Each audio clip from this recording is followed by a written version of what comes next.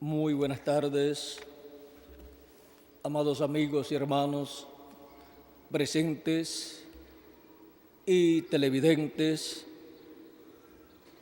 Es para mí un privilegio grande estar con ustedes aquí en Puerto Rico y también en todos los países de la América Latina y el Caribe a través del satélite, para compartir con ustedes unos momentos de compañerismo alrededor de la palabra de Dios y su programa correspondiente a este tiempo final.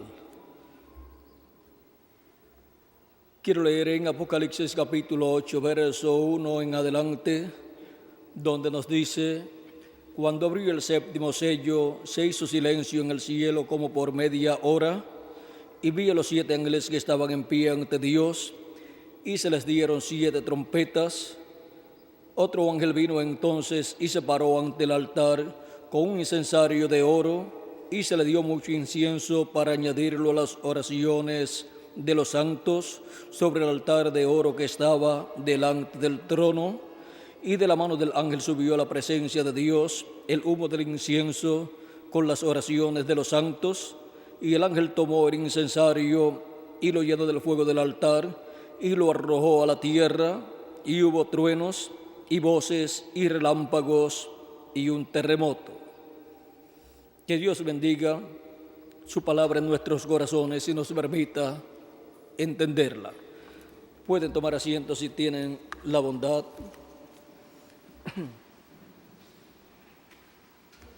Dice aquí lo que sucedió en el cielo cuando el séptimo sello fue abierto. El séptimo sello y la conclusión del programa de Dios. Ese es nuestro tema para esta ocasión, en donde espero Dios nos permita ver lo que se aproxima para la raza humana bajo este gran evento contenido bajo este séptimo sello cuando es abierto en el cielo. Todo esto que ocurre aquí podemos ver que es en el cielo, y que este ángel que ministra aquí con el incensario de oro está ministrando ¿dónde? En el cielo, en el templo que está en el cielo, y siendo que toma el incensario de oro, es el sumo sacerdote del orden de Melquisedec, el cual es Jesucristo, nuestro Melquisedec, pues Él es sumo sacerdote de ese orden del templo que está en el cielo. Él siempre ha sido ese sumo sacerdote y rey, el cual apareció a Abraham antes de Abraham tener a Isaac, su hijo. Y ahora podemos ver cómo en el cielo se llevan a cabo estos grandes eventos bajo el séptimo sello. Ahora vean ustedes cómo aquí, cuando es abierto en el cielo, este séptimo sello causó silencio. Este misterio del séptimo sello es el misterio de la segunda venida de Cristo. Ese es el secreto contenido en ese séptimo sello. Por eso es tan importante y por eso causó silencio en el cielo como por media hora, no de la tierra sino del cielo. Y un día delante del Señor es como 1000 años, y 1000 años como un día, dice segunda de Pedro, capítulo 3 y verso 8, lo cual es algo que no podemos ignorar, como nos dice San Pablo, dice: mas, oh amados, no ignoréis esto, que para con el Señor un día es como 1000 años, y 1000 años como un día. ¿Y de dónde sacó San Pedro esto del Salmo 90, verso 4, que es un salmo del profeta Moisés. Y ahora, siendo que un día delante del Señor es como 1000 años para nosotros, podemos comprender entonces las palabras de San Pedro y San Pablo cuando nos hablan de los días postreros. Por ejemplo, San Pablo en su carta a los Hebreos, capítulo 1, verso 1 al 2, dice: Dios, habiendo hablado muchas veces y de muchas maneras en otro tiempo los padres por los profetas, en estos postreros días nos ha hablado por el Hijo, a quien constituyó heredero de todo y por quien asimismo hizo el universo. Y ya han transcurrido 2000 años de Jesús hacia acá, si le añadimos al calendario los años de atraso que tiene. Y San Pablo se equivocaría diciendo que aquellos días en que apareció Cristo y predicó eran los días postreros. No se equivocó. Vamos a ver por qué. Eran los días postreros.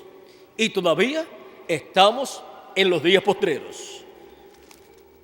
San Pedro también, hablando de los días postreros en el capítulo 2 y verso 14 del libro de los Hechos, esto sucedió el día de Pentecostés, dice: cuando todos pensaban que estaban borrachos, o muchas personas pensaban que estos 120 discípulos de Jesucristo estaban borrachos, porque les oían hablar en los idiomas de aquellas personas que estaban allí presentes, que habían venido de otras naciones a adorar allí a Dios en Jerusalén, pues eran hebreos aquellas personas y otros eran convertidos al judaísmo.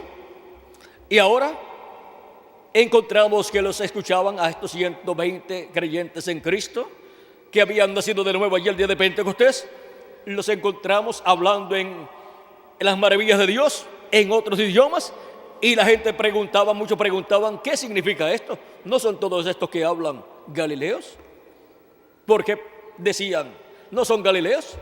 Porque cada persona, por la forma de hablar y por la forma de vestir, se puede saber de qué territorio son.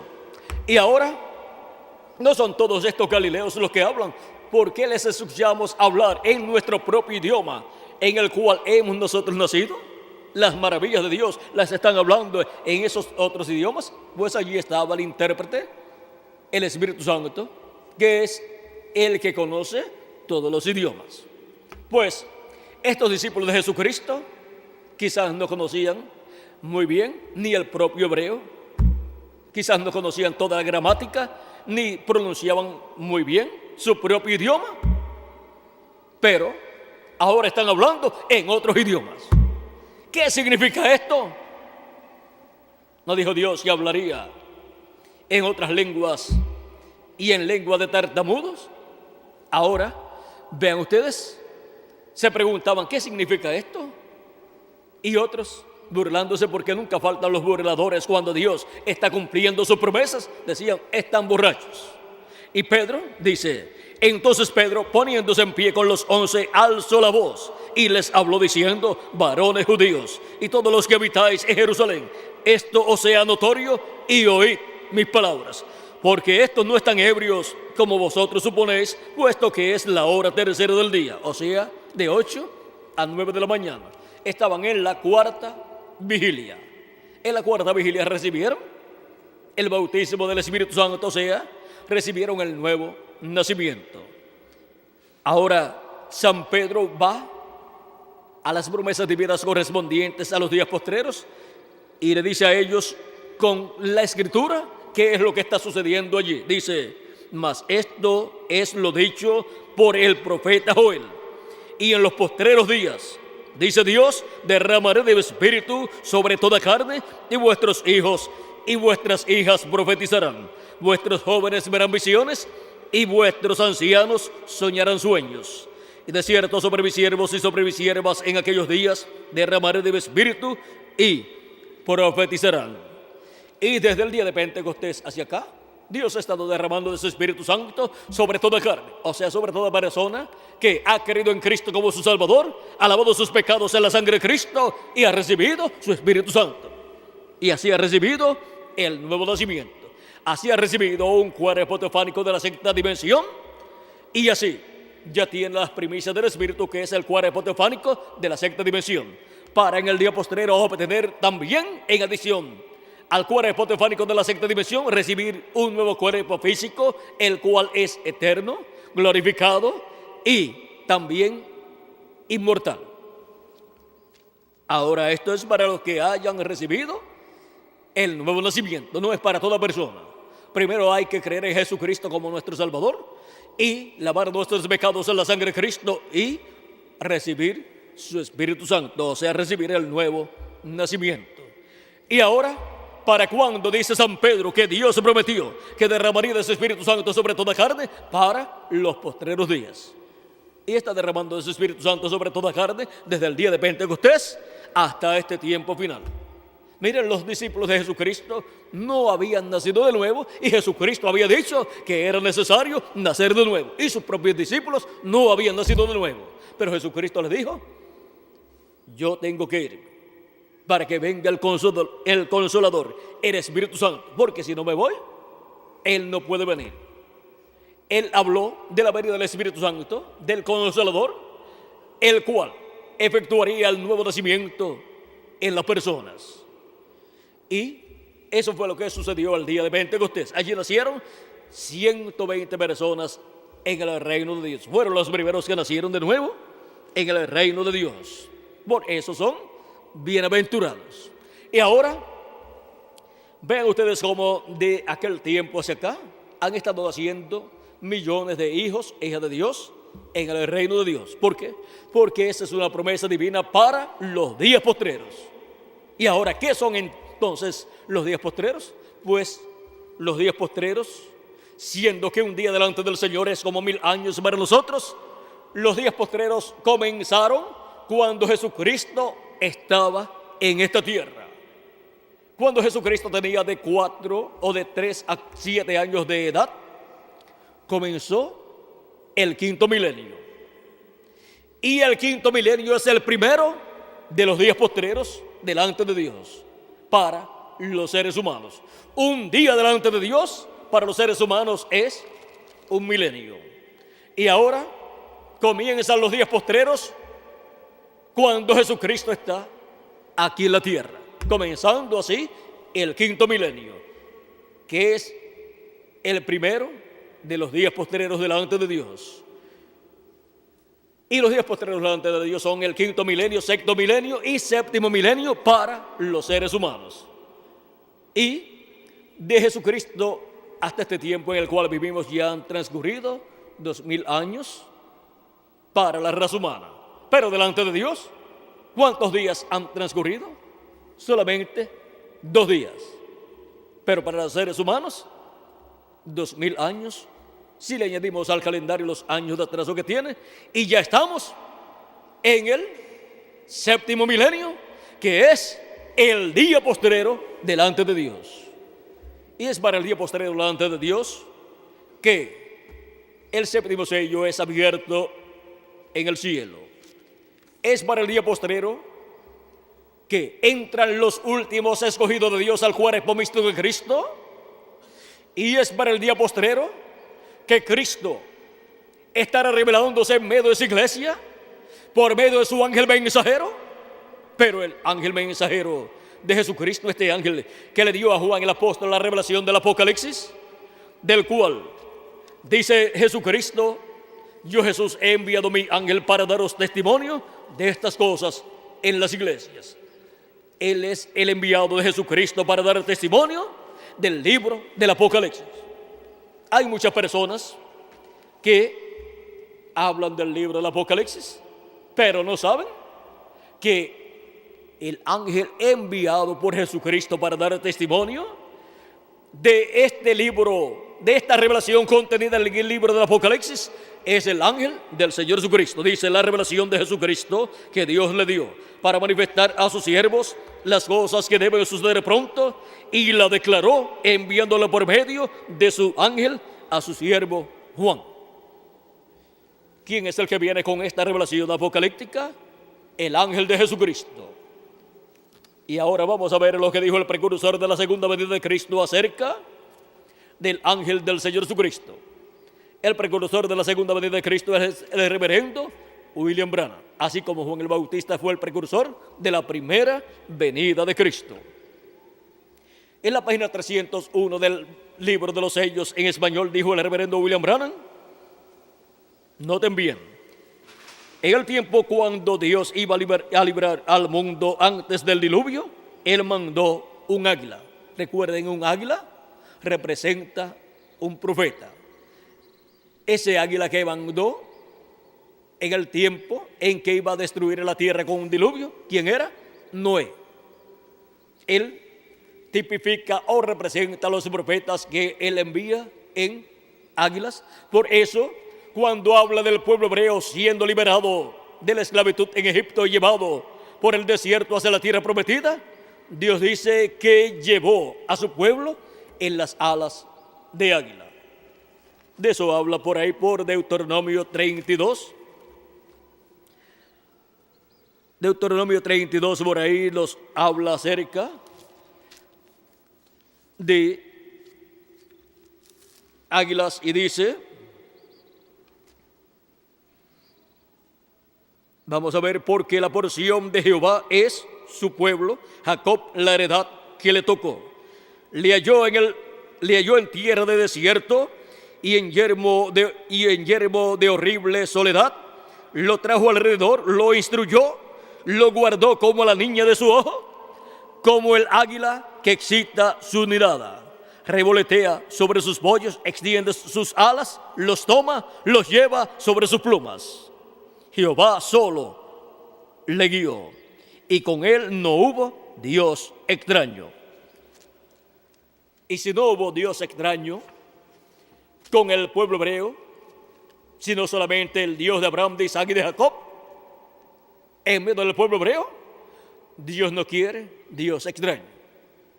Por eso, solamente habrá una sola fe para el reino milenial, una sola forma de creer en Dios. En palabras más claras, habrá solamente una religión. Por eso dice Zacarías que en aquel día Jehová será rey sobre toda la tierra, y Jehová será uno y uno su nombre. Y dice también, y todos me conocerán. Y para el Israel celestial y también el Israel terrenal, hay grandes promesas para este tiempo final.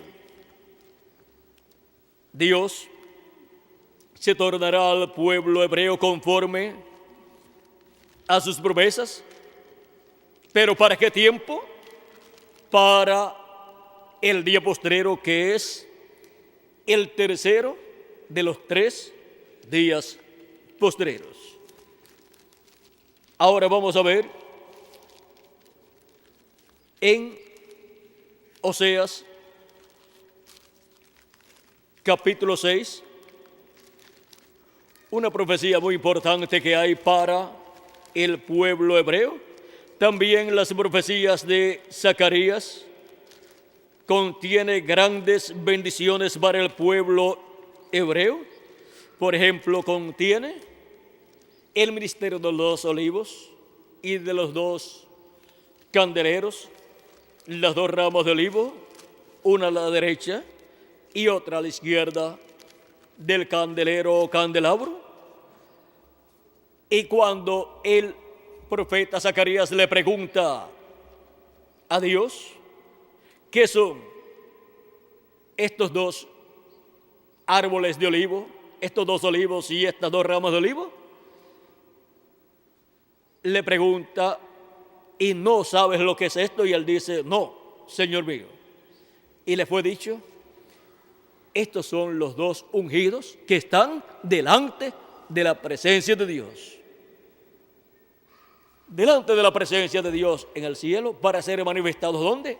Aquí, en la tierra, en el tiempo final. Por eso Apocalipsis capítulo 11 es el cumplimiento de los 2 olivos y 2 candeleros y 2 ramas de olivo de Zacarías capítulo 4.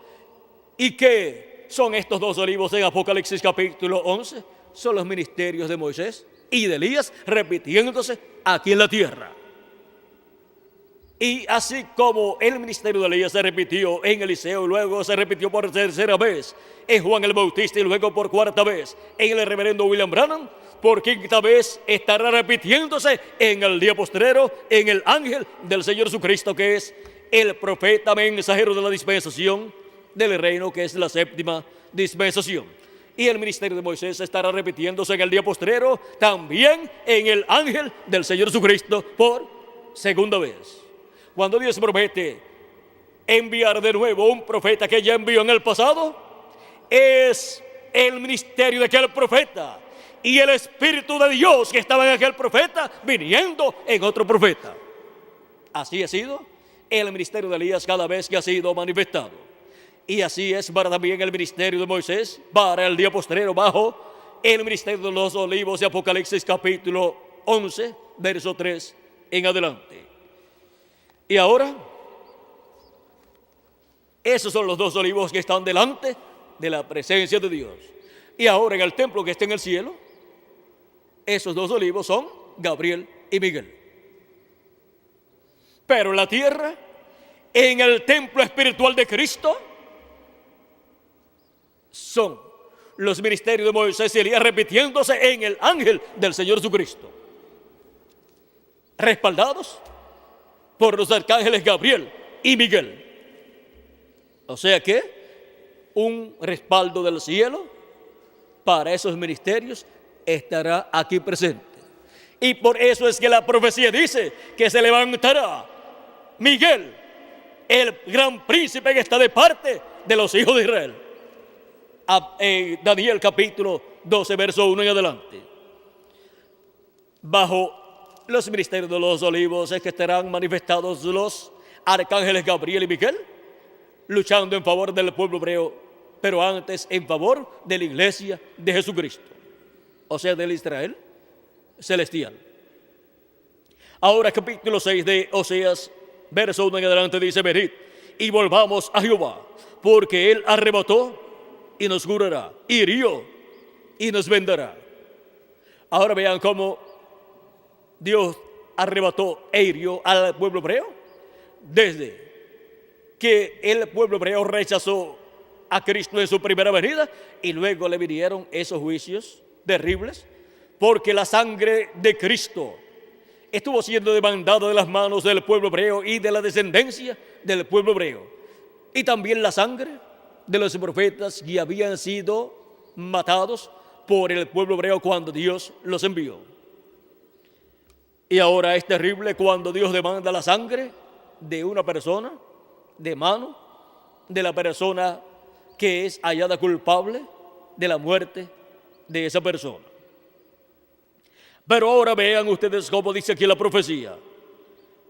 Dios arrebató, porque él arrebató y nos curará, hirió y nos vendará, nos dará vida después de 2 días. En el tercer día nos resucitará y viviremos delante de él, y conoceremos y proseguiremos en conocer a Jehová. No basta con el conocimiento que el pueblo hebreo ha tenido durante la dispensación de la ley, y no basta con el conocimiento que ha tenido hasta el presente. Dice: conoceremos y proseguiremos en conocer a Jehová. Y Zacarías dice: y todos me conocerán, porque yo mismo que hablo estaré presente. Estará presente en el cumplimiento de la venida del Mesías. Y todos conocerán el misterio de la venida del Mesías. O sea que el conocimiento del pueblo hebreo aumentará. Proseguiremos en conocer a Jehová. Ahora, vean lo que dice: como el alba está dispuesta a su salida. Como el alba. ¿Y cómo es el alba? Comienza con un poquito de claridad. En la madrugada, cuando está rayando el alba, va aumentando. Está la estrella de la mañana, que representa al Mesías, representa a Cristo. Cristo dijo: al que venciere yo le daré la estrella de la mañana. Apocalipsis capítulo 2, verso 28. Y Apocalipsis capítulo 22, verso 16 dice: yo soy la estrella resplandeciente de la mañana. Así dice Jesús. Y ahora, primero aparece como la estrella resplandeciente de la mañana. Esto es cuando todavía no ha amanecido por completo, pero ya está ahí presente como la estrella resplandeciente de la mañana. Y su mensaje es que ya un nuevo día dispensacional está rayando, está levantándose. Y un nuevo día milenial también. Y un nuevo día dispensacional también. Como el alba está dispuesta a su salida. Ahora al principio, que comienza el alba a esclarecer, se ven algunas cosas, pero otras no se ven, no se comprenden. Una persona de momento no puede esperar entenderlo todo. Va aumentando la luz, y a medida que va aumentando la luz en la madrugada, en la mañana, pues va viendo más claramente las cosas. Pero tiene que estar consciente que está ya rayando el alba y que el sol ya está naciendo. Y uno comienza a ver por el este, comienza a ver una claridad. Y cualquier persona puede decir: esa es la luz de la luna, o esa es la luz de alguna ciudad que está por ese lugar. Pero el que sabe, mira el reloj y dice: ya es hora de que el sol comience a alumbrar, comience a salir. Por lo tanto, yo miro hacia el este, porque por el este es que sale el sol, y por el este es que nace el sol, por el este es que raya el alba. Así es que yo miro hacia el este, porque por el este sale el mensajero del este. El mensajero del este es el sol. Y por el este también se ve la estrella de la mañana anunciando que ya un nuevo día está rayando. Y ahora Cristo ha estado manifestado de edad en edad en sus mensajeros de cada edad, pero ahora, como la estrella resplandeciente de la mañana, estará manifestado en el vencedor. Al que venciere, yo le daré la estrella resplandeciente de la mañana. Esa manifestación de Cristo como la estrella resplandeciente de la mañana estará ¿dónde? En el vencedor, que estará viviendo en el día postrero, cuando estará rayando un nuevo día dispensacional y un nuevo día milenial. Y ahora aparece la estrella resplandeciente de la mañana resplandeciendo, y comienza también la claridad del sol a verse por el este, o sea, la luz del este, el mensaje del este, que es el mensaje del evangelio del reino. Comienza a verse y comienza a rayar el alba, y ahí comienza el llamado de despertar para todos los hijos e hijas de Dios. Porque normalmente el despertador, toda persona lo coloca para que suene en la mañana, para que dé su mensaje de alarma en la mañana, que le anuncie que es tiempo de despertar. Y el reloj de Dios es el pueblo hebreo, pero la alarma es el ministerio de Moisés y de Elías, que es el ministerio que tiene el mensaje que llama a despertar a todos los hijos de Dios, de entre los gentiles y también del pueblo hebreo. Un reloj sin despertador no despierta a nadie. Y un pueblo que es el reloj de Dios sin un despertador no despierta a nadie, no despierta a sus hijos. Pero el ministerio de los dos olivos, el ministerio de Moisés y Elías, es el despertador que despierta a los hijos de Dios, que los llama con su mensaje del Evangelio del Reino, con esa gran voz de trompeta o trompeta final, dándole a conocer las cosas que deben suceder pronto en este tiempo final. Y por eso dice: levántate y resplandece, porque ha venido tu luz. Es la luz del este, la luz de un nuevo día dispensacional, de la dispensación del reino, y la luz de un nuevo día de edad, la luz de la edad de la piedra angular.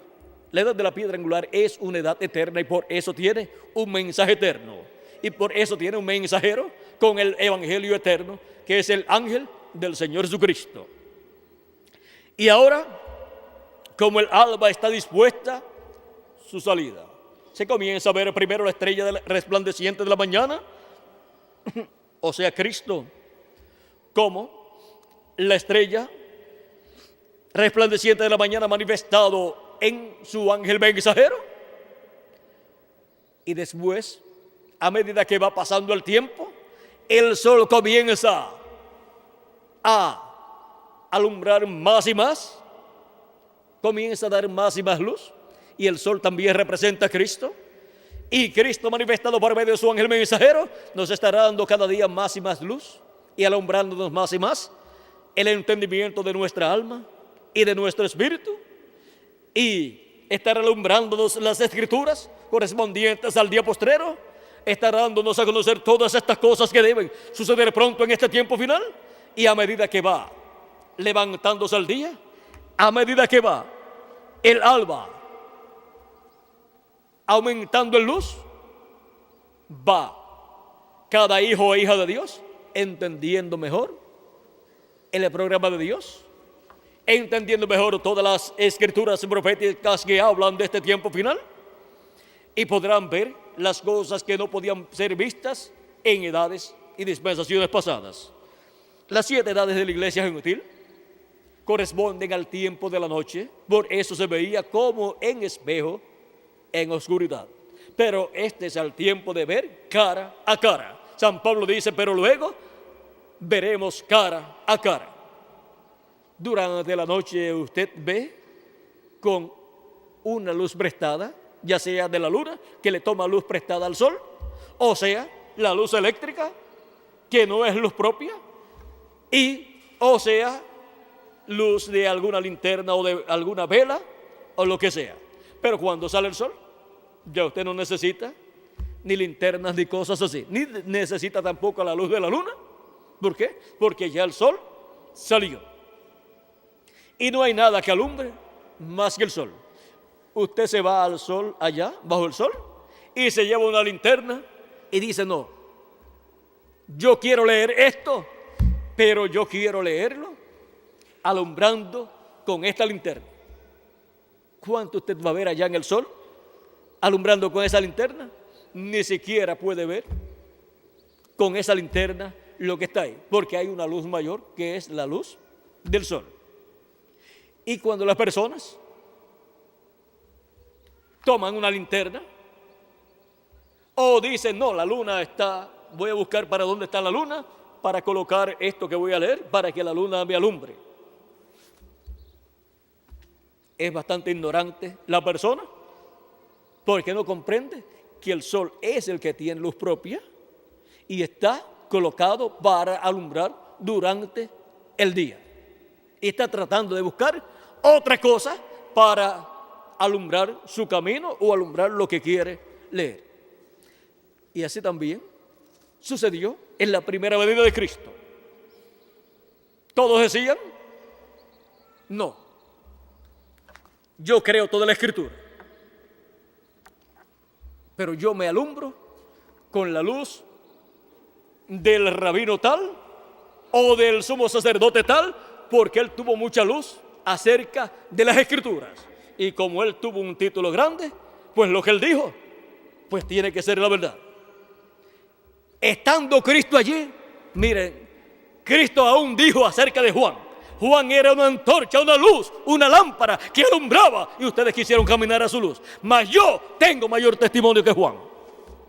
Juan podía solamente alumbrar sobre ciertas escrituras y presentarle al pueblo hebreo la venida del Mesías. Es decir, este es el hombre del cual yo dije que vendría después de mí. Y él le enseñó al pueblo que creyeran al que vendría después de él. Los que se quedaron creyendo en Juan el Bautista y no pasaron a ser creyentes de Jesús fueron unos tontos. Vamos a ver si fueron tontos o no. Juan y Andrés, cuando escucharon a Juan el Bautista diciendo, he aquí el Cordero de Dios. Cuando escucharon eso, siguieron a Jesús. Y el resto de los discípulos de Juan se quedaron con Juan el Bautista. Ahora, hicieron mal Juan, el apóstol, y Andrés en irse con Jesús y dejar a Juan.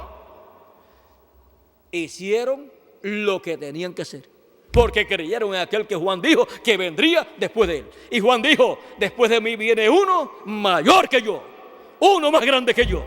Dejaron al menor y se fueron con el mayor. Malo es dejar al mayor e irse con el menor.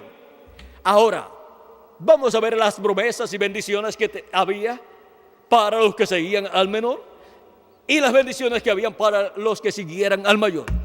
Juan dijo, yo les bautizo en agua. Era bautismo de arrepentimiento para aquellas personas. Para los que se arrepentían los bautizaba en agua. Pero dijo, pero después de mí viene uno que les bautizará con Espíritu Santo y fuego. Juan no bautizó a nadie con Espíritu Santo y fuego, pero el que vendría después de Juan el Bautista sería el que bautizaría con Espíritu Santo y fuego. Para ser bautizado en agua, siguiendo a Juan el Bautista, recibían el bautismo en agua. Pero para recibir el Espíritu Santo y obtener el nuevo nacimiento, había que creer y seguir ¿a quién? A Jesucristo, el cual bautizaría con Espíritu Santo y fuego. Y ahora encontramos que en el tiempo de Juan el Bautista y Jesús hubo dos grupos creyentes en las profecías de aquel tiempo. Unos con luz hasta Juan el Bautista. No podían ver más allá de Juan el Bautista. Y las cosas que Juan el Bautista decía que vendrían después de él, y el hombre que vendría después de él, estando en medio de ellos, los discípulos de Juan el Bautista no lo podían ver, estando en medio de ellos. Juan decía, en medio de vosotros está uno, el cual vosotros no conocéis. Y aún los discípulos de Juan el Bautista ni lo conocían. Era primo de Juan el Bautista, según la carne. Juan, cuando lo presentó, dijo, he aquí el Cordero de Dios que quita el pecado del mundo. Y también dijo, yo no lo conocía, pero el que me mandó a bautizar me dijo, sobre aquel que tú veas al Espíritu Santo descender en forma de paloma, ese es él. Y yo le vi y he dado testimonio de él. Y ahora los que siguieron a Juan el Bautista y no siguieron a Jesús, ¿qué le sucedió? Ahora vean ustedes, la promesa de nacer de nuevo, de recibir el Espíritu Santo, era para ¿quiénes? Para los que siguieran al precursado. Los que seguían al precursor llegaban hasta el bautismo en agua. Y tenían las promesas de uno que vendría después de Juan el Bautista, el cual les bautizaría con Espíritu Santo y fuego. Pero no podían recibir ese bautismo del Espíritu Santo y fuego y obtener el nuevo nacimiento hasta no verlo y recibirlo. Si no lo reconocían, nunca iban a recibir el bautismo del Espíritu Santo y fuego. Hubo dos grupos, el de Juan y el de Jesús. Y le vienen a Juan con el cuento, a ver si lo ponían celoso. Mira, ahora aquel del cual tú diste testimonio, ahora a él le siguen más personas que a ti y bautiza más personas que tú. Juan el Bautista dice, a él le conviene crecer y a mí menguar. Los que se quedaron con Juan, se quedaron con el que iba menguando. Los que se fueron con Jesús, se fueron con el que iba creciendo. Y ahora, ya cuando Juan está en la cárcel, le envía dos de sus discípulos a Jesús para preguntarle, ¿eres tú aquel que había de venir o esperaremos a otro? Porque si Jesús no era aquel que había de venir, del cual Juan había dicho: después de mí viene uno, del cual yo no soy digno de desatar la correa de su calzado. Entonces Juan el Bautista tampoco era el precursor de la primera venida de Cristo. Y entonces todo lo que había anunciado Juan y lo que había hecho estaba perdido. Pero Jesús, sabiendo que Juan era profeta y sabiendo que lo había enviado delante de él, porque Jesús es el ángel del pacto, el cual había enviado su mensajero delante de él, sabiendo que Juan conocía las promesas mesiánicas, las cosas que haría el Mesías en su venida, comienza a sanar a unos enfermos y abrir los ojos a los ciegos, a echar fuera demonios y a predicar.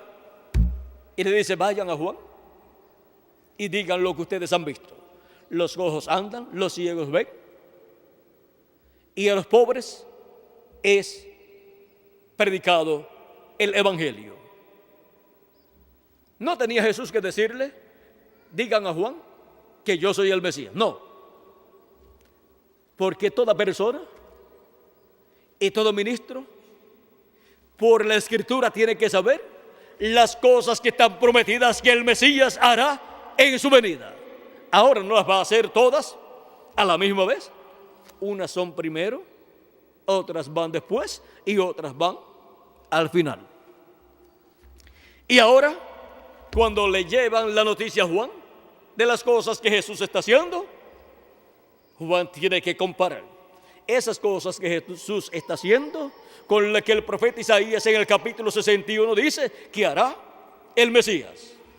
Y las cosas que haría el Mesías en su primera venida son mencionadas por el mismo Jesús en San Lucas capítulo 4, cuando él tomó esa escritura de Isaías y dijo en el capítulo 4, verso 18 en adelante: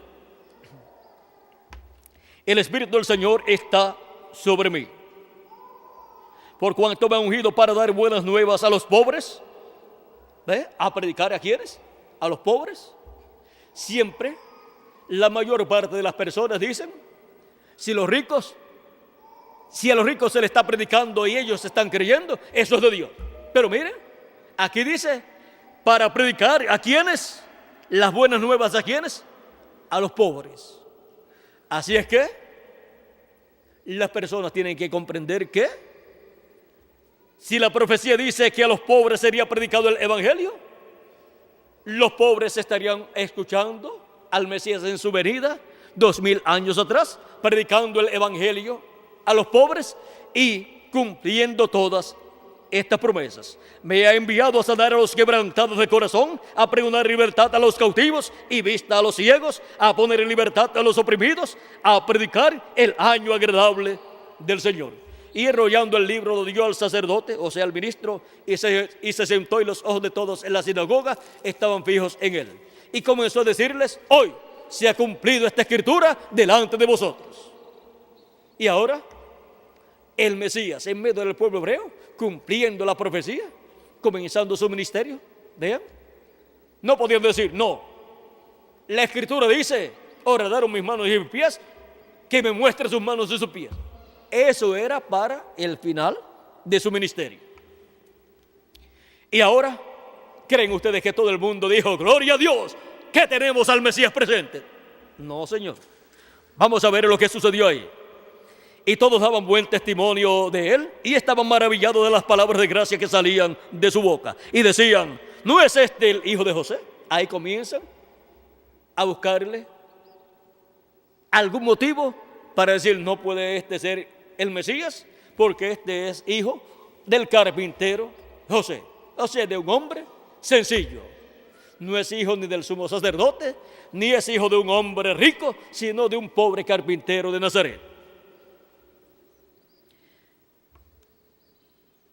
Él les dijo: sin duda me diréis este refrán: médico, cúrate a ti mismo. De tantas cosas que hemos oído que se han hecho en Capernaum, haz también en tu tierra. Y añadió: de cierto os digo que ningún profeta es acepto en su propia tierra.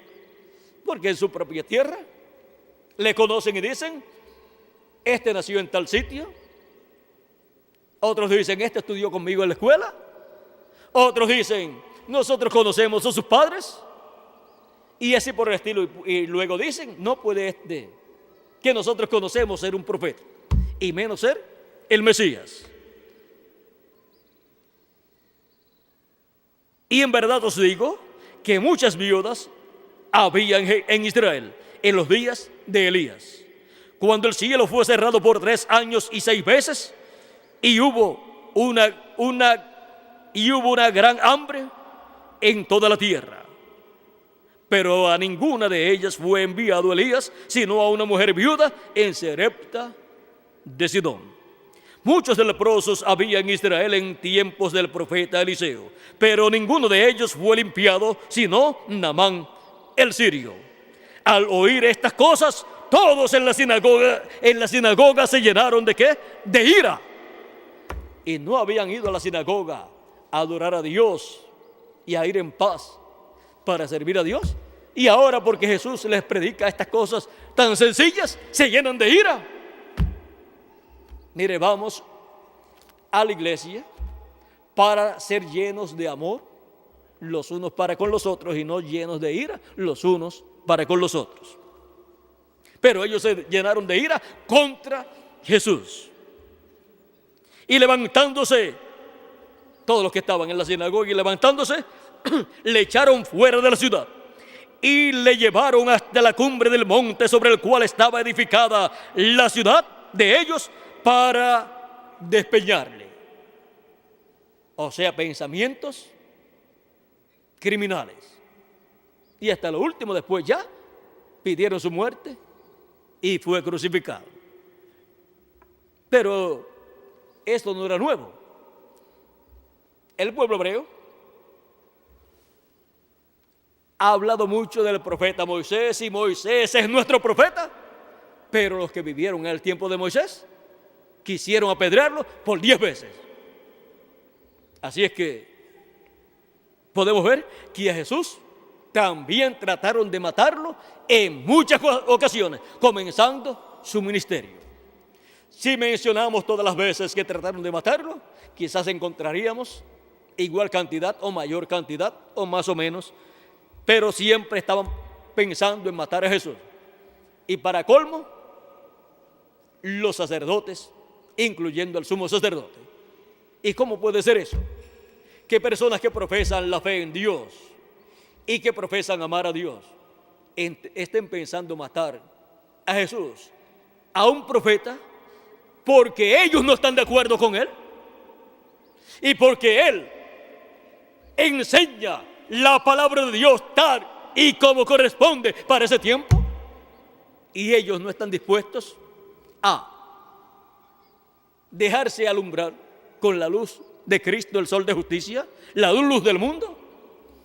Y dicen, no, nosotros tenemos nuestras propias interpretaciones. Sí, tenían sus propias linternas alumbrando las escrituras y diciendo, esto significa tal y tal y tal cosa. Y así decían muchos doctores en divinidad de los fariseos.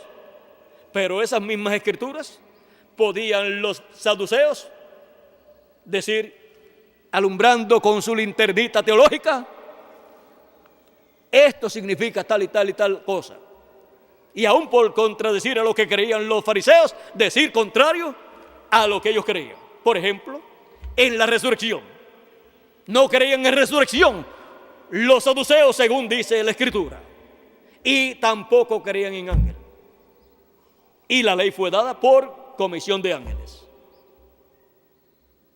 Y Dios se resucitó en el Antiguo Testamento a diferentes personas también. Y no creían en resurrección ni en ángeles.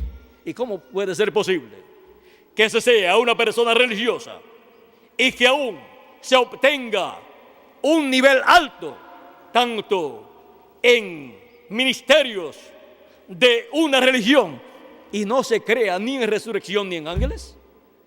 O sea que donde estaban los mayores incrédulos era en la misma religión como grandes líderes religiosos.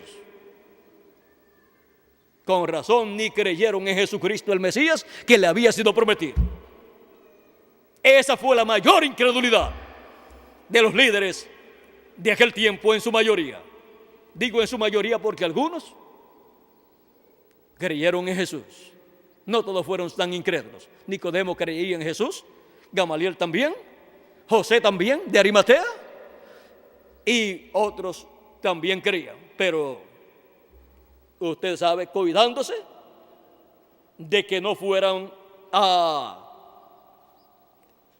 señalarlos como que eran completamente seguidores de Jesucristo, porque perdían su posición en el concilio del Sanedrín o en alguna posición de la religión hebrea o posición social o económica que tenían en aquel tiempo. Algunos se cuidaban, pero sabían que Jesús era el Mesías. Dice que muchos de los príncipes de Israel creían en Jesús, pero por la gloria humana, no. Lo declaraban abiertamente por no perder esa posición que ellos tenían. Pero uno tiene que ser sincero con Dios y con uno mismo y con los demás. O cree o no cree. Uno tiene que ser tan sincero con Dios y con uno mismo que uno debe estar dispuesto a morir por lo que cree. Como estuvieron dispuestos a morir los profetas del Antiguo Testamento, el mismo Jesucristo y los discípulos del Señor Jesucristo, sin negar a Jesucristo. Ahora, vean ustedes cómo aquí en este pasaje que hemos leído, cuando Jesucristo les da las buenas nuevas de que ya el Mesías está en la tierra y les muestra por las Escrituras que esa promesa mesiánica de Isaías 61, el ungido con el Espíritu de Dios para predicar el año de la buena voluntad de Jehová, está en la tierra y se está cumpliendo esa escritura en medio del pueblo hebreo a través de él. Vean ustedes, eso fue un escándalo para ellos y trataron de matarlo, en vez de decir gloria a Dios. El Mesías está con nosotros y es uno de nuestra ciudad. Qué privilegio tan grande nos ha dado Dios aquí en Nazaret, que el Mesías esté viviendo en Nazaret y que de Nazaret, de aquí, salga el Mesías, aunque no haya nacido en Nazaret, sino en Belén de Judea, pero se ha criado aquí. Por lo tanto, lo hemos hecho ciudadano honorario u honorífico de nuestra ciudad. Pero trataron de matarlo. Es muy triste para una ciudad y para una nación o para una persona rechazar el cumplimiento de lo que ha estado esperando por días, meses, años, cientos de años o miles de años. Es muy triste que un pueblo esté esperando el cumplimiento de la venida del Mesías y cuando llegue el cumplimiento de esa promesa no les guste el Mesías y digan, no, nosotros lo estamos esperando de esta otra manera. Pero vino tan sencillo, miren, un rey, el rey de Israel, ser un obrero de la construcción, el diseñador, el arquitecto y constructor del universo completo, ahora que sea un sencillo carpintero de Nazaret, ni siquiera un ingeniero, un sencillo obrero de la construcción, eso sí que no lo podemos creer. Dios manifestándose como en simplicidad. Pero se ponían muy celosos con Jesús, porque aún siendo que Jesús no había estudiado teología, no tenía un título de doctor en teología como los grandes doctores en divinidad de aquel tiempo, los grandes doctores no podían hacer lo que Jesús hacía. Y decían, ¿cómo puede este hombre hablar o hacer estas cosas sin haber estudiado? ¿Cómo es posible ¿Cómo podía multiplicar los panes y los peces? ¿Cómo podía decir a la tempestad, enmudece, y se calmaba la tempestad? ¿Cómo podía caminar sobre las aguas? ¿Cómo podía abrir los ojos a los ciegos y los oídos a los sordos? ¿Y cómo podía sanar a los enfermos, a los paralíticos? ¿Cómo podía hacer estas cosas? Eso no se obtiene por doctorados en teología. Eso se obtiene por la unción del Espíritu de Dios, porque es el Espíritu de Dios el que hace esas cosas. Así es que no dependía Jesús de la sabiduría humana, sino de la manifestación del Espíritu de Dios que estaba en él.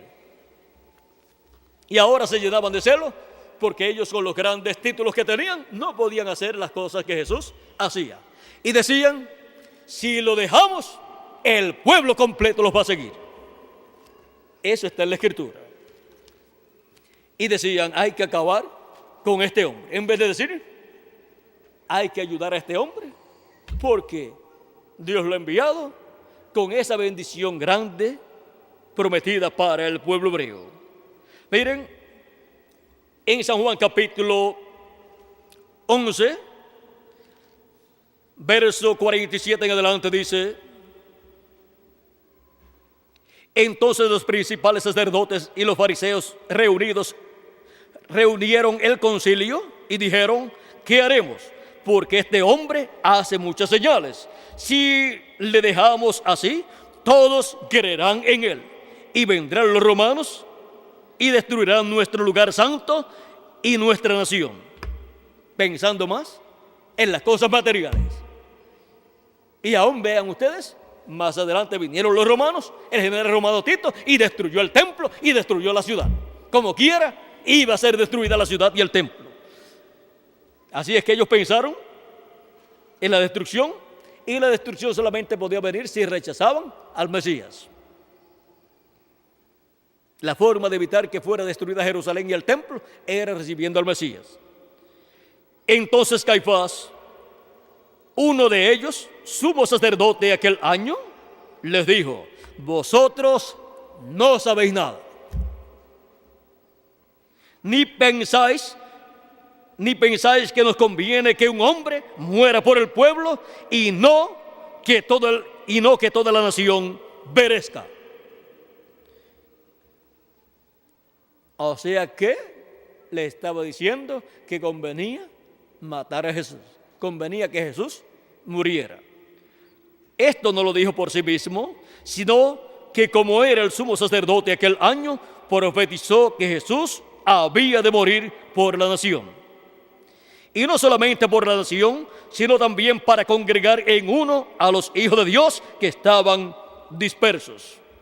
Así que desde aquel día acordaron matarle. ¿Y quién acordó matar a Jesús? El concilio del Sanedrín, encabezado por el sumo sacerdote. Y eso sí que es algo terrible para una religión, que el concilio de su religión, con el líder máximo a la cabeza, el sumo sacerdote, decreten, acuerden asesinar a un hombre. Y el primer mandamiento decía, no matarás. Y estaban tratando de matarlo por celos, porque tenían celos de él, y veían que todo el pueblo estaba contento y le seguía, y recibían los beneficios del ministerio de Jesús. Y ellos decían, no reinará este sobre nosotros. No les gustó como rey. Ahora, ¿no se dieron cuenta que el rey David había sido un hombre sencillo, un joven, pastor de ovejas en Belén de Judea? Y que el hijo de David, un descendiente de David, sería un hombre sencillo también. Ahora vean cómo en la historia religiosa suceden estas cosas que son inconcebibles para la mente humana.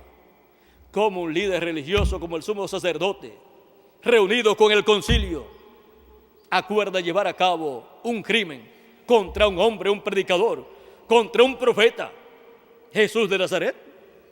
Esto es inconcebible, pero así fue. Y trataron de justificar ese crimen. ¿Cómo? Tratando de obtener testigos que lo acusaran y tratando de obtener evidencias de cosas que él hubiera dicho o hecho que lo colocaran como un falso profeta, porque ellos lo que deseaban era matarlo y estaban dispuestos a todo. Aún buscaron testigos falsos para justificar lo que ellos iban a hacer. Pero ya la profecía decía que el Mesías iba a morir, pero sería para juntar, congregar en uno a todos los hijos de Dios que estaban dispersos. Todo obraría para bien. Cuando Jesús dijo que iba a subir a Jerusalén y lo iban a tomar preso y lo iban a matar, Pedro le dijo: tal cosa no te vaya a suceder.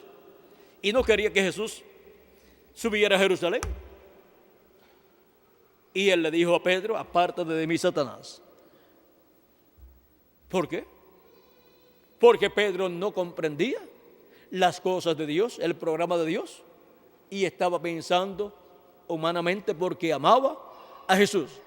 Pero toda cosa que impide el cumplimiento del programa divino no es de Dios. Por lo tanto, Jesús llamó a Pedro Satanás porque estaba tratando de evitar el cumplimiento de la profecía para el tiempo que tenía que ser cumplida la muerte del Mesías. Tenía que ser en el día señalado por Dios.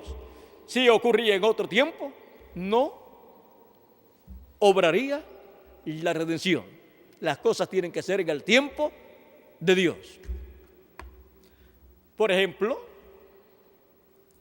el pueblo hebreo no podía decir: yo voy a celebrar la Pascua en el mes 10º o en el mes sexto, porque ya Dios había establecido que sería en el mes 1. La muerte del Cordero Pascual tenía que ser el día 14 y durante la noche del día 15, que comenzaba en la tarde del día 14, durante la noche tenía que comerse el Cordero. No podían ellos cambiar lo que Dios ya había establecido. O sea que no era en el tiempo que las personas quisieran, sino en el tiempo que Dios había establecido. Ahora, hemos visto cómo cuando Dios cumple las promesas que Él ha hecho, no a todas las personas les gusta la forma en que Dios las cumple, pero esa es la interpretación que Dios le da a lo que Él prometió. Y cuando las cumple y las da a conocer, eso es Dios alumbrando con su luz a los hijos de los hombres para que vean el cumplimiento de esas promesas. Y esa es la interpretación de Dios. Y hay que echar a un lado las linternitas que las personas tengan. No, que yo lo entendí en esta forma porque el doctor en teología fulano de tal lo explicaba en esta forma. Eso que alumbró esa linternita ahí teológica, déjelo quietecito y búsquese el sol de justicia, que es Cristo, para que le alumbre la Escritura y le dé a conocer el sentido de estas Escrituras. Y ahora Cristo dice en Apocalipsis capítulo 4, verso 1, sube acá y yo te mostraré las cosas que han de suceder después de estas. Las cosas que han de suceder después de las que han sucedido en las 7 etapas de la iglesia gentil, Cristo ha prometido que las dará a conocer a los que suban donde Él estará en el día postrero. La iglesia del Señor Jesucristo ha tenido 7 etapas o 7 edades entre los gentiles. En este diagrama que usó el reverendo William Branham, las tenemos aquí. Esta etapa pequeña aquí marcada es la etapa de los apóstoles y luego viene esta otra más grande, que es la primera edad de la iglesia de Jesucristo entre los gentiles, la cual se cumplió en Asia Menor. Luego viene la segunda etapa entre los gentiles, que fue cumplida en Francia, y su mensajero fue Ireneo. La primera edad, y de la primera edad fue San Pablo, pero de la segunda edad fue Ireneo. Y luego viene la tercera etapa o edad de la iglesia entre los gentiles, en Francia y en Hungría, y su mensajero fue Martín. Luego viene la cuarta etapa de la iglesia de Jesucristo entre los gentiles, en Irlanda y en Escocia, y su mensajero fue Colombo. Luego viene la quinta etapa de la iglesia de Jesucristo entre los gentiles, se cumplió en Alemania, y su mensajero fue Lutero.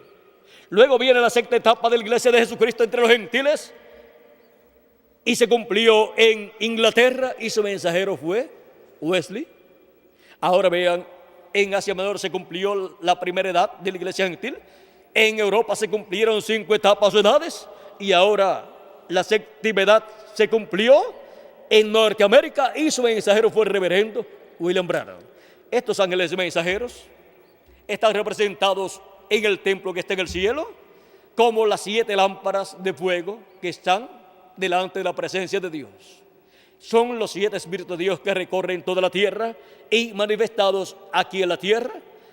El Espíritu de Dios se ha manifestado en cada uno de estos mensajeros, ha estado recorriendo la tierra desde Asia Menor hasta Norteamérica, entre los gentiles, llamando y juntando sus escogidos de cada edad y colocándolos en el cuerpo místico de Jesucristo, y construyendo así su templo espiritual, construyendo así su iglesia. Y ahora podemos ver que por medio de cada ángel mensajero, Cristo alumbró las promesas correspondientes a cada edad y dio a conocer las escrituras, las promesas de cada edad, y llamó junto a los escogidos de cada edad. Estos ángeles mensajeros son los líderes de cada edad de la iglesia gentil. Cada uno de ellos presentará a Jesucristo, el grupo de creyentes de su edad. Y luego que se ha cumplido la séptima etapa de la iglesia gentil en Norteamérica, ahora, ¿hacia dónde se ha ido el Espíritu de Dios? Cristo, hablando de la venida del Hijo del Hombre, dijo: como el relámpago que sale del oriente y se muestra en el occidente, así será la venida del Hijo del Hombre. El oriente es la tierra de Israel, que está en el Medio Oriente, donde se cumplió la primera venida de Cristo. Y ahora ha salido del oriente, recorriendo de la tierra de Israel a Asia Menor, de Asia Menor a Francia, de Francia a Hungría, de Hungría a Irlanda y Escocia, de Escocia a Alemania, de Alemania a Inglaterra, y de Inglaterra a Norteamérica, recorriendo así la tierra y creando su templo, su nuevo templo, su templo espiritual. Y ahora, después de la manifestación de Jesucristo, del Espíritu Santo, en el séptimo ángel mensajero, el reverendo William Branham, ¿hacia dónde se ha ido Cristo en Espíritu Santo? Dice que la venida del Hijo del Hombre será como el relámpago que sale del oriente y se muestra ¿dónde? En el occidente. El Hijo del Hombre en el occidente tendrá su manifestación mayor. Esa es la manifestación que verá el pueblo hebreo, así como la manifestación de la primera venida de Cristo, la venida del Hijo del Hombre en el oriente, es la que los gentiles han visto para recibir salvación. Ahora, la venida del Hijo del Hombre en el occidente es lo que verá el pueblo hebreo en el día postrero, y la iglesia de Jesucristo en el día postrero, para recibir la transformación de nuestros cuerpos. Así como para recibir el cuerpo teofánico en el nuevo nacimiento, se requiere recibir, creer la primera venida de Cristo. Y para recibir el cuerpo físico eterno y glorificado, se requiere ver y recibir la segunda venida de Cristo, que es la venida del Hijo del Hombre resplandeciendo en el occidente. Y ahora, ya en el occidente, en la parte norte del occidente, el occidente es el continente americano con el Caribe, En la parte norte ya se cumplió la séptima edad de la iglesia gentil, donde estuvo Cristo manifestado en su séptimo ángel mensajero precursor de la segunda venida de Cristo. Y luego, ¿en dónde estará Cristo manifestado en el día postrero? En el occidente solamente le queda Centroamérica, Suramérica y el Caribe. Para esa manifestación poderosa del Hijo del Hombre en el día postrero. Para esa manifestación como en los días de Noé. Para esa manifestación prometida por Cristo para este tiempo final. Ahora, en el tiempo final, Él estará dándonos a conocer todas estas cosas que deben suceder pronto, conforme a Apocalipsis capítulo 4, donde dice: sube acá y yo te mostraré las cosas que han de suceder después de estas. Ahora tenemos que subir al cielo, al templo que está en el cielo. ¿Y cómo vamos a subir? No es allí que tenemos que subir, literalmente. De edad en edad, Cristo ha estado subiendo en la construcción de su templo espiritual, y al estar subiendo, ha ido subiendo a través de su manifestación en diferentes naciones gentiles y a través de sus diferentes mensajeros. Y ahora, ven ustedes, si estuviésemos viviendo en el tiempo de la primera edad, teníamos que subir a la primera edad y escuchar la voz de Cristo por medio de San Pablo. Y así, dependiendo del tiempo que la persona estuviera viviendo, tenía que subir a esa edad. Y ahora ya han transcurrido las 7 etapas de la iglesia gentil. ¿Y a dónde vamos a subir ahora? Vamos a subir a la edad de la piedra angular, donde Cristo estará dándonos a conocer todas estas cosas que deben suceder pronto en este tiempo final. Sube acá y yo te mostraré las cosas que sucederán después de estas, o sea, después de las que ya han sucedido en las 7 edades de la iglesia gentil. Y Apocalipsis 22, verso 6 dice: y me dijo, estas palabras son fieles y verdaderas, y el Señor, el Dios de los espíritus de los profetas, ha enviado su ángel para mostrar a sus siervos las cosas que deben suceder pronto. ¿Cómo vamos a escuchar la voz de Cristo dándonos a conocer todas estas cosas? Por medio de su ángel mensajero enviado para dar a conocer todas estas cosas que deben suceder pronto en este tiempo final. Ese ángel mensajero de Jesucristo es el profeta de la dispensación del reino y edad de la piedra angular. Ahora continuamos leyendo lo que dijo el precursor de la segunda venida de Cristo en la página 301 que estábamos leyendo, donde dice: en el tiempo cuando Dios iba a librar al mundo antes del diluvio, Él mandó un águila. Ese fue Noé. Cuando decidió librar a Israel, también mandó un águila. ¿Ese fue quién? Moisés. O sea, un águila es un profeta. ¿No creen ustedes que cuando Juan estaba en la isla de Patmos, este mensaje era tan perfecto que aún no podía ser confiado a un ángel? Ahora, un ángel es un mensajero. Pero ¿sabía usted que aquel mensajero era un profeta? El ángel de Jesucristo dice que era un profeta. ¿Lo creen? Vamos a probarlo. Veamos Apocalipsis 22, verso 9, para ver si no fue un águila. O sea, ese ángel de Jesús es un águila, o sea, un profeta dispensacional. Él era un ángel, un mensajero, pero era un profeta, el cual reveló Juan completamente este libro de Apocalipsis. Ahora veamos lo que Juan vio. Yo, Juan, soy el que ha oído y visto estas cosas, y después que las hube oído y visto, me postré para adorar delante de los pies del ángel que me mostraba estas cosas. Y el ángel me dijo: mira, no lo hagas. Ningún verdadero profeta recibirá adoración o mensajero alguno. Ningún mensajero alguno recibirá adoración. Ahora, sigue diciendo: porque yo soy siervo contigo, y con tus hermanos los profetas, y con los que guardan las palabras de este libro. Adora a Dios. Ahora podemos ver que este ángel de Jesucristo es un profeta. Y si es un profeta, tiene que ser enviado a una edad y a una dispensación, y con un mensaje. Ahora el libro era tan importante y es la palabra de Dios. Cuidado, cuando la palabra de Dios es revelada, tiene que ser traída por el profeta, porque solamente a él llega la palabra de Dios. ¿A quién dijo que llegaría la palabra de Dios? Profeta de medio de ti, o sea, de medio de vuestros hermanos, os levantará el Señor, vuestro Dios. O sea, profeta como Moisés. Y dice que pondrá su palabra, ¿dónde? En su boca. Esta palabra apocalíptica es colocada en la boca del ángel de Jesucristo y es traída a Juan el apóstol en estos símbolos apocalípticos. Y para el día postrero, Jesucristo dice: yo, Jesús, he enviado mi ángel para dar testimonio de estas cosas en las iglesias. Ese mismo ángel que fue enviado a Juan el apóstol es enviado a la iglesia de Jesucristo en el día postrero para darle testimonio de todas estas cosas apocalípticas que deben suceder en este tiempo final. Y ahora,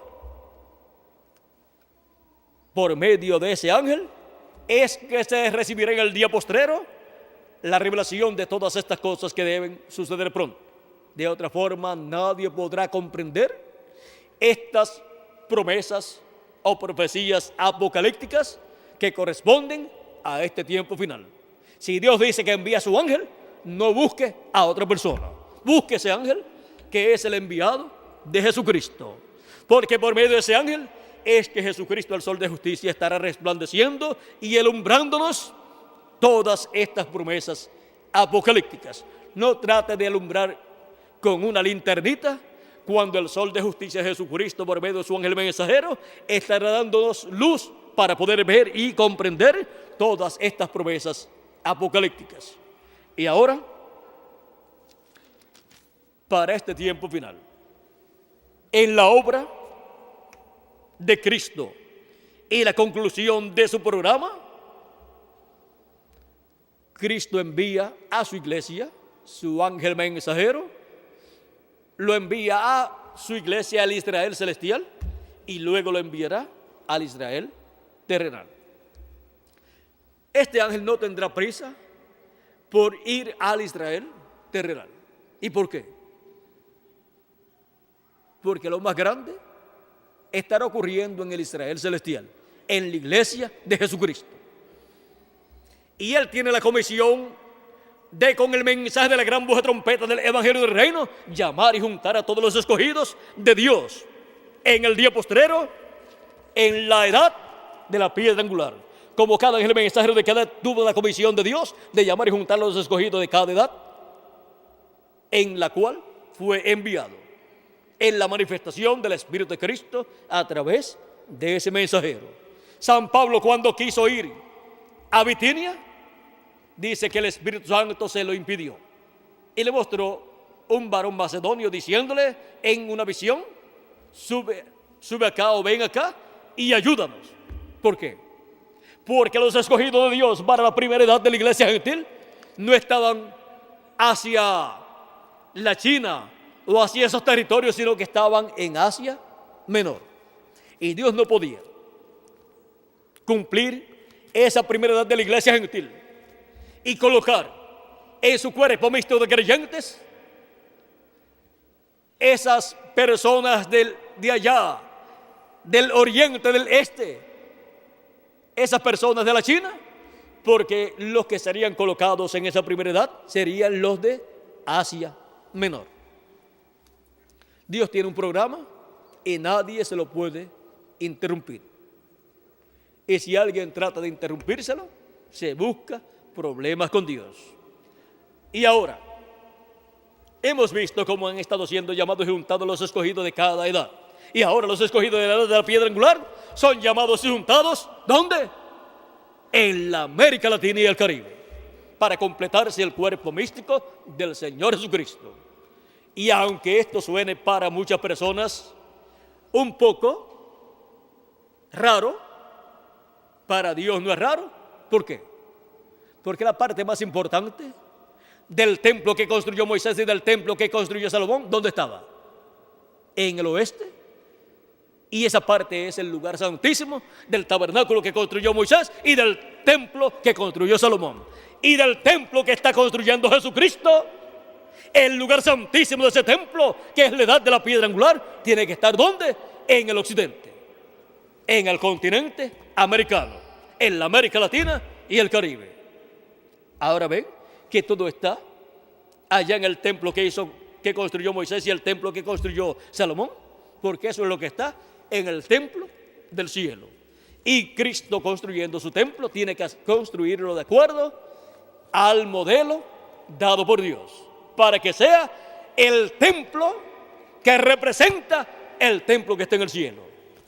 Y la iglesia de Jesucristo, que es el templo de Jesucristo, representa el templo de Dios que está en el cielo. Ya no se necesita el templo de Moisés ni el templo de Salomón. Ya Jesucristo está construyendo su templo y está casi terminando la construcción de su templo. Y así como cuando Moisés terminó la construcción del templo y Salomón también la construcción del templo y lo dedicó a Dios, entró Dios en la Shequina, a la luz de la Shequina, en esa columna de fuego, entró por ese templo y llegó hasta el lugar santísimo y se asentó sobre el propiciatorio en medio de los dos querubines de oro. Y eso es lo que corresponde en el templo espiritual de Cristo, aquí en la edad de la piedra angular, en la América Latina y el Caribe. Los ministerios de los dos querubines de oro allá, en el lugar santísimo del templo que estaba allá en Jerusalén, el templo que construyó Salomón y el templo que construyó Moisés. Esos dos querubines son tipo y figura de los ministerios de Moisés y Elías en el templo espiritual de Cristo.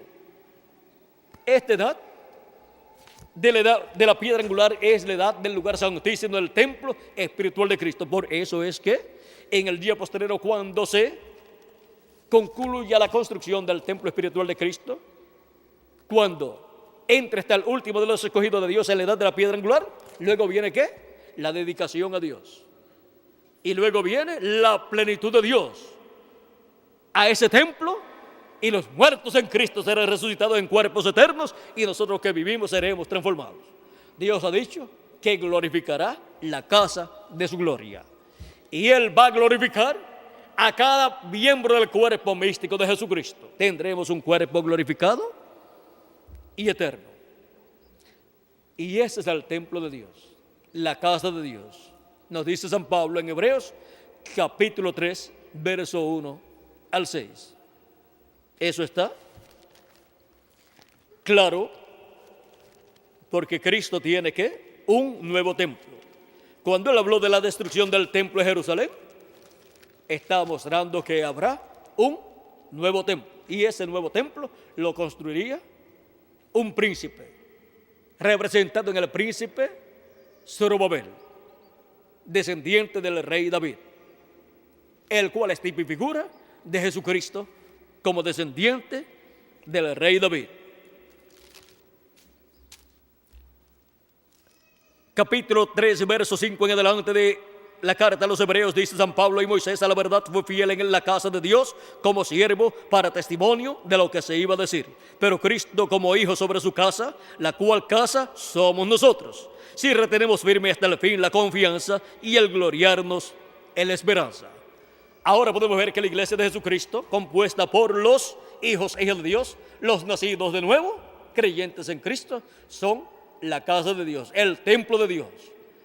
Y ese templo será completado en este día postrero, será dedicado a Dios. Dios entrará en ese templo en toda su plenitud, seremos adoptados y estaremos con Cristo por toda la eternidad reinando. Ahora, por medio de la manifestación de Jesucristo en el Espíritu Santo de edad en edad, ha venido el llamado a los escogidos de Dios, y para este día postrero viene por medio de la manifestación de Cristo en el Espíritu Santo a través de su ángel mensajero. Pero su ángel mensajero no es el Señor Jesucristo, pero por medio de él tendremos la manifestación de Cristo del día postrero, la manifestación del séptimo sello. Y cuando ya estemos transformados, entonces veremos a Jesucristo en su cuerpo físico y glorificado. Pero antes de eso, no. Solamente veremos la manifestación de Jesucristo en el Espíritu Santo por medio de su ángel mensajero. Pero su ángel no es el Señor Jesucristo. Pero Él será el instrumento de Cristo para llamar y juntar a los escogidos de Dios, porque a través de Él estará Cristo hablándole a su pueblo. Y Él será el que nos presentará delante de Jesucristo como los creyentes en el mensaje de Jesucristo de la gran voz de trompeta del día postrero, con la cual son llamados y juntados todos los escogidos de Dios, y enviará a sus ángeles con gran voz de trompeta y juntarán a sus escogidos. Ahora, cuando leemos en las Escrituras donde nos habla de los ángeles, siempre pensamos en más de una persona físicamente, como cuando la Biblia habla de Padre, Hijo y Espíritu Santo. La gente dice, ahí hay tres.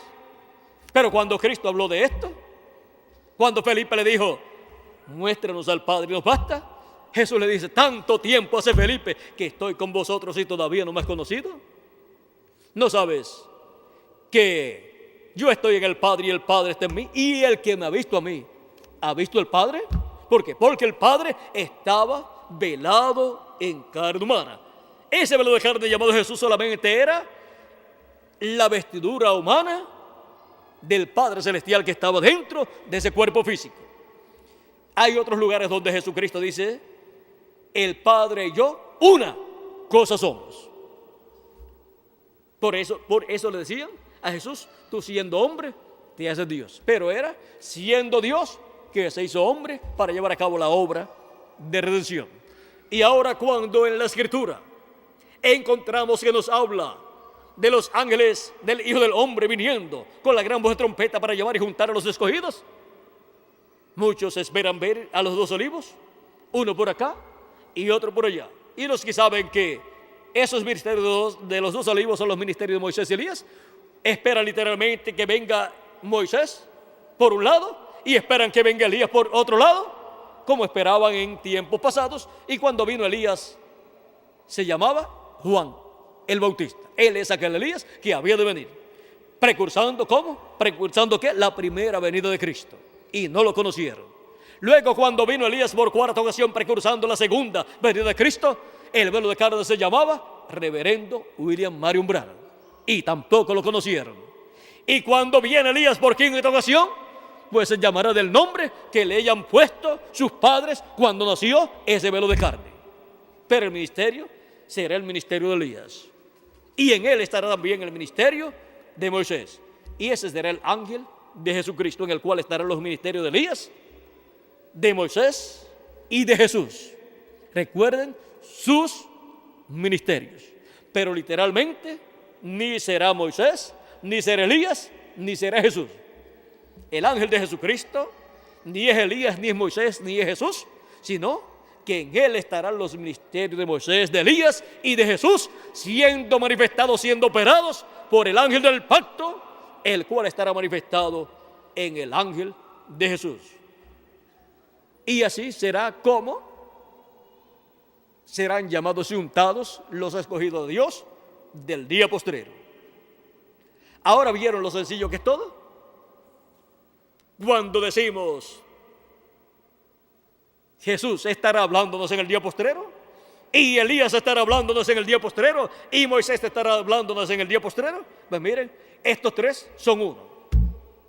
El ángel de Jesucristo ungido con el Espíritu Santo, y el Espíritu Santo hablando por medio de su ángel mensajero.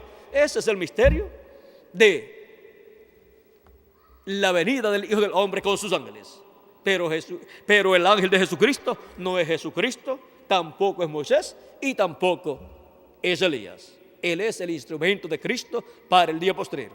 Y cuando ya estemos transformados, entonces veremos a Jesucristo, estaremos con Él en la cena de la boda del Cordero, y estaremos después en el glorioso reino milenial de nuestro amado Señor Jesucristo.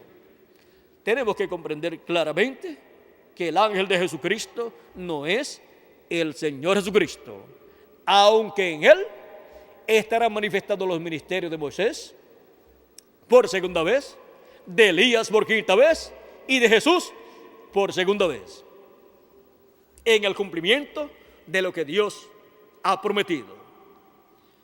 Y bajo ese ministerio se estará entrelazando una nueva dispensación, la dispensación del reino, con un nuevo mensaje dispensacional, el mensaje del evangelio del reino. Esa edad no pertenece, la edad de la piedra angular no pertenece a ninguna de las 7 edades de la iglesia gentil. Por eso ese ángel, el ángel del pacto, vean ustedes, manifestado en su ángel mensajero, estará obrando fuera de las 7 edades de la iglesia gentil, para beneficio de todos los hijos e hijas de Dios, para todos los hijos de Dios, no importa en qué grupo religioso estén. Ese ángel mensajero no tendrá barreras con nadie, sino que su mensaje es para todo ser humano, para todo pueblo, nación y lengua. Él estará en favor de todo el pueblo, de todos los hijos de Dios, gentiles y hebreos también. Pero no irá a los hebreos hasta que no se complete el número de los escogidos de Dios, de la iglesia de Jesucristo, y sean resucitados los muertos en Cristo y los vivos seamos transformados. O sea que cuando vaya, irá con un cuerpo, ¿cómo? Eterno, un cuerpo nuevo, y bajo esa fase o etapa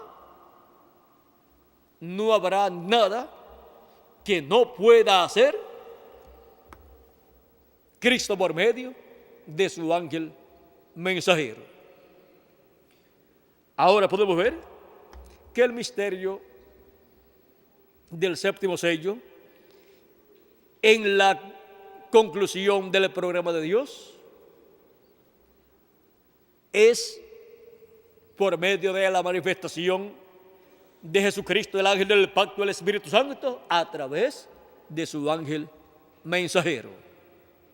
Por eso es que será algo sencillo y también algo que no toda persona lo podrá comprender, sino aquellos a los cuales es dado conocer los misterios del reino de Dios, los cuales tienen sus nombres escritos ¿dónde? En el libro de la vida del Cordero. Por eso es que el ángel de Jesucristo no estará obligando a ninguna persona.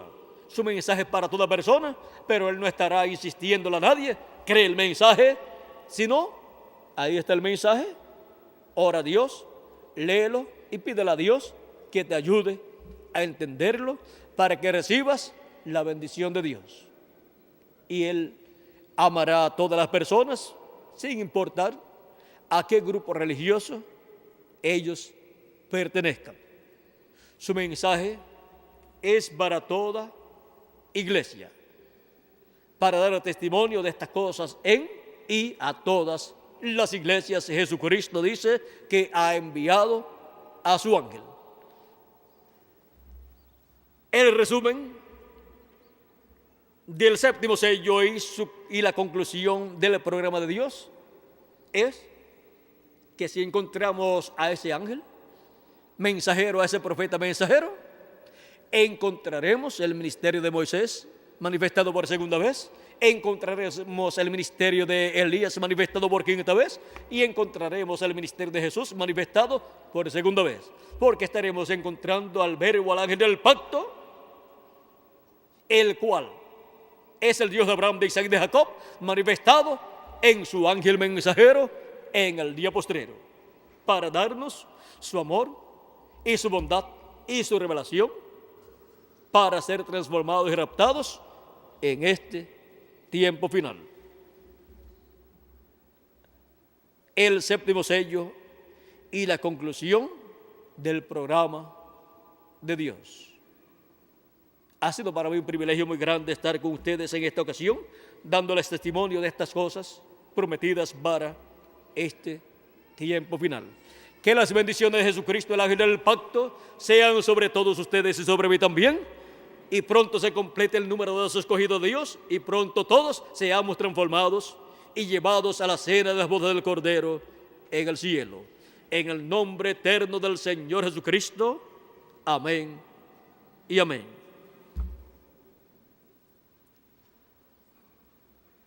La próxima actividad la tendremos a las 7 de la noche, Miguel. ¿Qué hora tenemos por ahí, Miguel?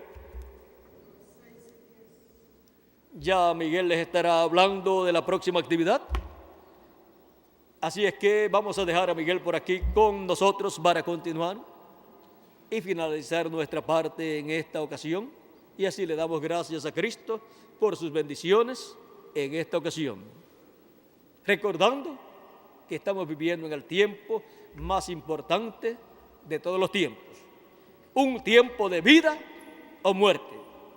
Un tiempo que tenemos que escapar por la vida. Con nosotros nuevamente Miguel Bermúdez Marín para continuar. Que Dios les bendiga y les guarde a todos.